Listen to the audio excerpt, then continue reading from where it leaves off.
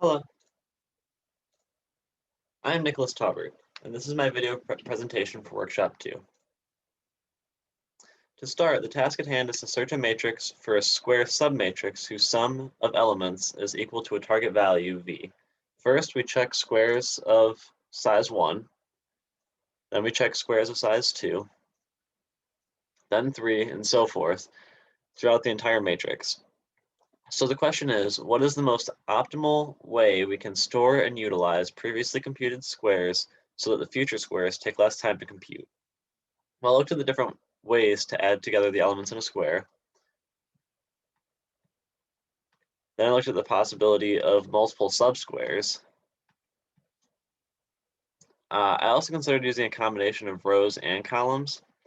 I ultimately decided that this was the best strategy to use, adding the two previous squares that form a majority of the current square, adding the remaining corners, and then subtracting that overlap in the center because it would otherwise be counted twice. For evenly sized squares, this process is even simpler. Just add four previously computed values. As we move up in size, you'll see the corners on odd squares become their own squares, and that's okay. We use two small squares, two big squares, and remove that middle overlap. These two methods, one for even and one for odd, will work on any size. I later decided to flip which corners run which in the code, which is just to make a slight time improvement by storing the coordinates of the start elements of the squares and reusing common ones instead of recomputing them. This strategy is immensely faster than recalculating every individual possible square in the matrix from scratch, which is the brute force algorithm. Again, for even size squares, we just add the four equally sized subsquares, and for odd size squares, we combine the four corners of two different sizes and subtract the overlap. Now you'll notice the four indexes used to compute a square of even size are the same as four of the five indexes used to compute the odd square, one larger. This makes it appear that calculating one even than the next odd square before going on to the next possibility of the original even is better. That, like in that case, we would consider the first six square, then the first seven square, then the second six square, then the second seven square, and so on.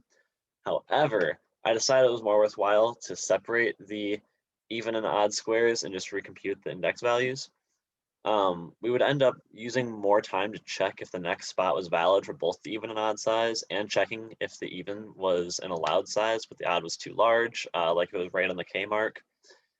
Even to store the values to later access would take the same amount of time and would ultimately just waste space.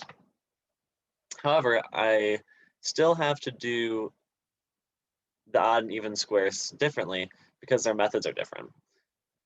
Therefore, I had two options. Each loop, check with an if statement if the current size is odd or even and go to the right process, or start with a number and intentionally alternate since it will always go odd, even, odd, even. The if statement takes extra time and both methods need to check if we've exceeded k after each square. Therefore, I just chose the faster option. So here's where we analyze time complexity. I separated the squares of size 1, 2, and 3 from the rest of the squares in the code for a small increase in speed. That is, squares of size 1 just view the original matrix, and squares of size 2 and 3 use the original matrix. So I was able to save time by not loading all the original matrix into our sum matrix, which stores all the sums to compute them. So squares of size 1 is pretty simple. Just check each element to see if it's equal to the target sum. Time complexity is just x times y, which is just rows times each column. So size 2 squared is a little more interesting. We store values in I2 and J2 to avoid having to recompute them, which is the indexing values, and we add the four elements that are within the 2 by 2 square. Time complexity of this part is 12 operations per square to be checked, including the for loop. Space complexity is just one integer stored in the sum matrix per square checked. Size 3 is similar to size 2, except that now we have two sizes of subsquares to add together, 1 and 2. And we also have to subtract a value for the middle overlap. Because subtraction adds one operation, the time complexity in this is one higher per loop. The space complexity is the same because we're still just saving sums into a three-dimensional vector of sums, a vector of matrices. After 3, each square size can be modeled by a function, since they will just reference previous sums stored in the sum matrix. This is the function for the even size squares, which is very similar to the squares for size 2. And this is likewise, the odd squares after size 3 are similar to size 3's process. The fourth small square is one index further in the x and y direction than the overlap square, which happens to be in the same spot as the index of the bottom right square of the even computations. Now, now that even and odd square algorithm are both contained within one parent loop that repeats them one after another until current size equals k. That way we can get both processes done without having to waste that time with the if statement. Here's the time complexity of that parent loop, which has to go fully through both other loops every iteration. Again, you'll notice the odd loop takes 3 more operations, 2 for indexing, 1 for the overlap subtraction. With all that considered, here is the total time complexity calculation for the whole check matrix function. It has to be a summation because current size increases with each iteration. From here, if we wanted to expand this function, the right side would just take some foiling, and the left side would take an integral from 3 to k of the function within the brackets. I performed each of these expansions on paper, and both just turn into a large, ugly function that does not simplify any nicer than what they currently are. So I just left them like this. Here's what you've been waiting for: the big omega, big O, and big theta calculations. Our big theta ends up similar to our big O, which is basically a summation with constant increase, which makes sense because each additional square takes the same amount of steps to compute. Now to space complexity. If we were prioritizing space, I would have done this alignment of squares and just overwritten previous vectors instead of creating new ones, but this method would take considerably longer to compute. So we stick to this. So the square required for each iteration are the original matrix if it's an odd square, the matrix of current size divided by 2, rounded down and rounded up if it's odd. Then the current sizes vector is needed to store the current sums. However, there's all these ones in between that aren't used for this computation but need to be kept for future ones. The amount we need to save goes up every time, like the amount of previous vectors or sums that we need to save goes up every time the size of the square goes up, as you can see here. Therefore, overwriting previous sums will take extra math operations to figure out which ones are overwriting, which ones have to be made into new ones. And we are prioritizing time over space, so we'll just add new vectors whenever we need them.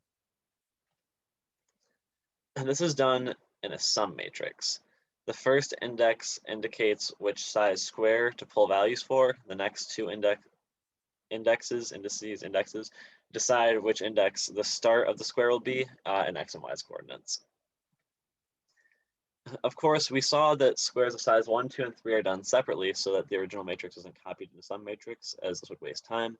Therefore, to index a size, the first value will actually be 2 less than the square desired. I could go through each loop, but with the information already covered, we can see that space complexity will be as such because we store one new integer for each new iteration of loops for any size squared 2 or higher, which gives us the following big omega, big O, and big theta values. Notice that once separated into these forms, or once summarized into these forms, they are very similar to time complexity. Now, to prove the correctness of these algorithms with the invariant loop method, there are 6 loops total, and we'll prove each. Size 1 is pretty straightforward. We check each value to see if it is equal to the target sum. Each iteration will go forward in the row or to the next row if this is the last element in that row. I'll go through this kind of fast because I'm low on time, but feel free to pause and read them if I go too fast. Size 2 checks each 2 by 2 submatrix in my matrix by computing its sum, comparing it to V, and storing it in the sum matrix.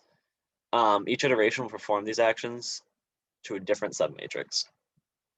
Size 3 is the same as size 2 essentially. Here's the big whole loop of loops again. This is the proof for the even part of that big loop. We now consider each submatrix as a sum of 4 previous submatrices, which were already proven to be correct. And this is the proof for the odd part, which relies on the even being computed first. Even still, it is a sum of 4 previous submatrices, which is again computed, compared to V, and stored for use in computing future squares. If space complexity were a priority, we would stop storing them after passing halfway to K, but this would take more time to make comparison calls to K, and we want to prioritize time over space. Therefore, the combined parent loop performs each of the previous loops each iteration until current value equals K. So I spent a long time, these are some of the ideas that I'd considered for this workshop and why they would not work.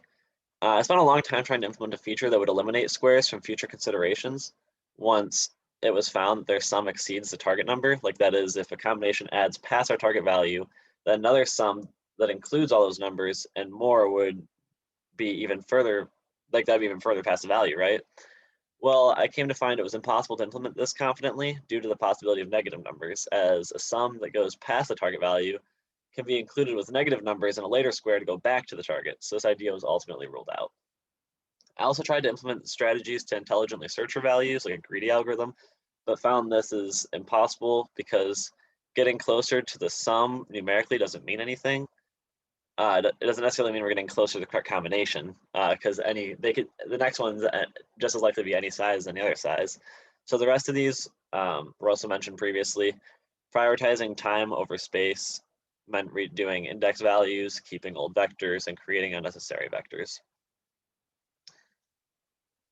I could have just looped until k divided by 2, until current value equaled that, and then I could have copied and pasted the whole function again underneath for after k equals k divided by 2 and moved the storing of sums past what's necessary.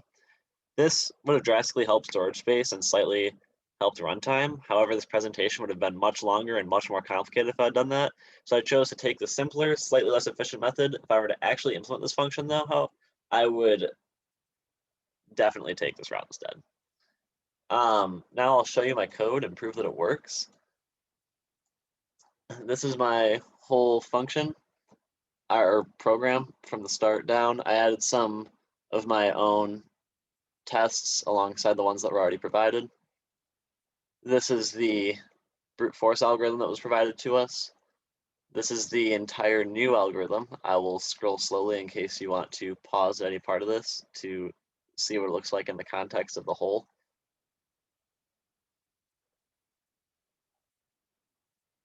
And then finally, I will run it to prove that it works.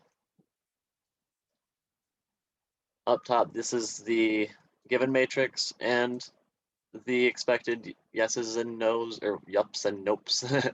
And then this is another matrix I added just to make sure it worked for values past 3, since everything past 3 is done a little differently. And they also output the expected returns. So thank you so much and have a good day.